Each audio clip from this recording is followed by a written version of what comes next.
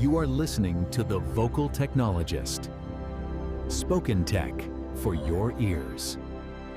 All right, welcome back. Let's be honest, keeping up with the digital world can feel like trying to drink from a fire hose, yeah. Definitely. There are just so many new rules, new trends. It's easy to get lost, but you're here, and we're going to try and cut through some of that noise, give you the insights that really matter, maybe make you the sharpest person in the room, digitally speaking. Okay, so let's dive in with something that honestly might surprise you. Imagine spending ages crafting your content, making it perfect, only for it not to reach your audience. And not because of the usual SEO stuff, but because there's like a whole new gatekeeper in town. It's a really big shift.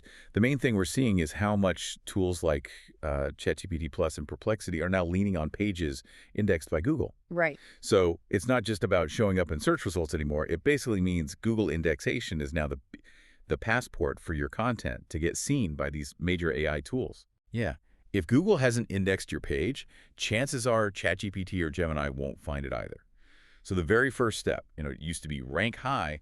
Now it's just get indexed, period. It fundamentally changes the SEO game. So you're saying it's not even about winning the race anymore. It's about just getting allowed onto the track. Yeah. And AI is guarding the gate. That's huge. Exactly. So shifting gears a bit from AI's new rules, let's talk about the human side, specifically this booming but kind of wild world of creators and influencers. We're hearing the creator economy could hit, what, $480 billion? Yeah, staggering numbers. Just mind-boggling. But you mentioned chaotic. What's making it so unpredictable? What's the big headache for brands trying to play in this space? Well, that's a great point. The chaos mostly comes down to pricing. It's all over the place. You see fees for similar influencer work varying by maybe up to 50%. 50%, wow. Yeah. And the top influencers, they can pull in $100,000 for a single post. Meanwhile, mid-tier creators who are super in demand, they're like doubling their rates, partly because payment processors are hiking fees too. Okay.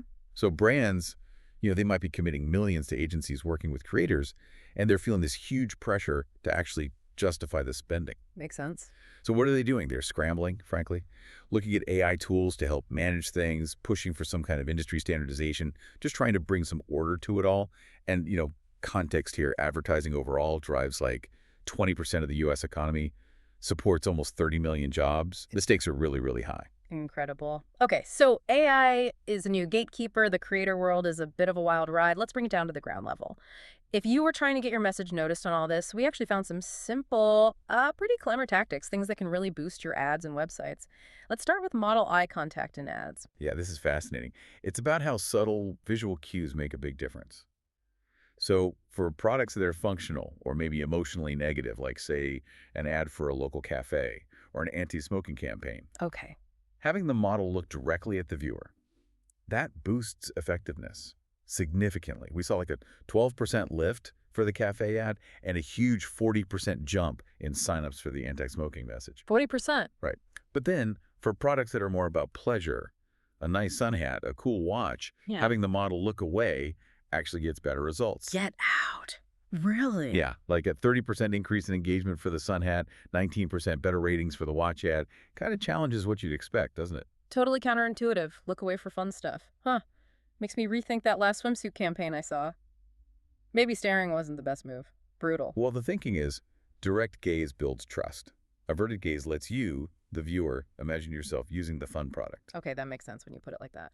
Speaking of things that make a difference, website pop-ups. We've all been annoyed by those generic ones, right? Yeah. Turns out there's a better way. A fix that can turn that annoyance into something genuinely useful. Absolutely. The key is ditching those one-size-fits-all annoying pop-ups. What works is using more sophisticated tools, ones that let you target based on things like UTM parameters. Those little tags in the web address? Exactly. They tell you where someone came from. So you can target based on that, or user behavior or specific page URLs. Imagine being able to not show a pop-up to people who are already subscribers, maybe because they clicked a link from your email. Smart. And you can use multi-step forms. Maybe first ask their role, then ask for an email. It leads to fewer complaints, you get much richer data, and your future campaigns can be way better targeted. And just quickly on visibility, YouTube's also rolling out a co-authoring feature. Lets creators share credit, use collaborative tags, another way to boost reach through partnership. Brilliant stuff. Okay, finally, let's touch on this vibe shift people are talking about. This idea that it's not just what you sell anymore, but the whole experience around it, especially with Gen Z kind of leading this charge. It's a really interesting evolution.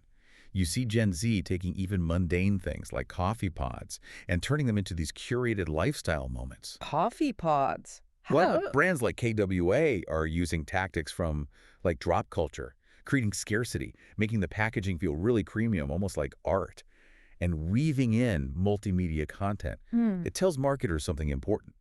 Ritual, design, that cultural connection, they're becoming essential. Right. It's all about building this experience-led brand that people want to share, making the product part of a whole lifestyle, not just, a thing you buy. It drives virality differently. Wow, what a journey today. We've gone from AI basically becoming the new bouncer for online content to the sheer energy and chaos of the creator economy, and then landed on some really practical ways to make your ads and websites connect better. It's clear things aren't just changing, they're evolving super fast. Lots of challenges, but also some amazing opportunities. And that really leaves you with a crucial question, doesn't it? If AI is now a gatekeeper and experiences are the new currency, how are you going to adapt? How will you build your audience and create your value over the next year? How do you make sure your message isn't just seen, but actually felt and shared?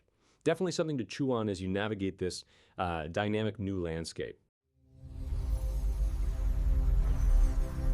Spoken Tech for your ears.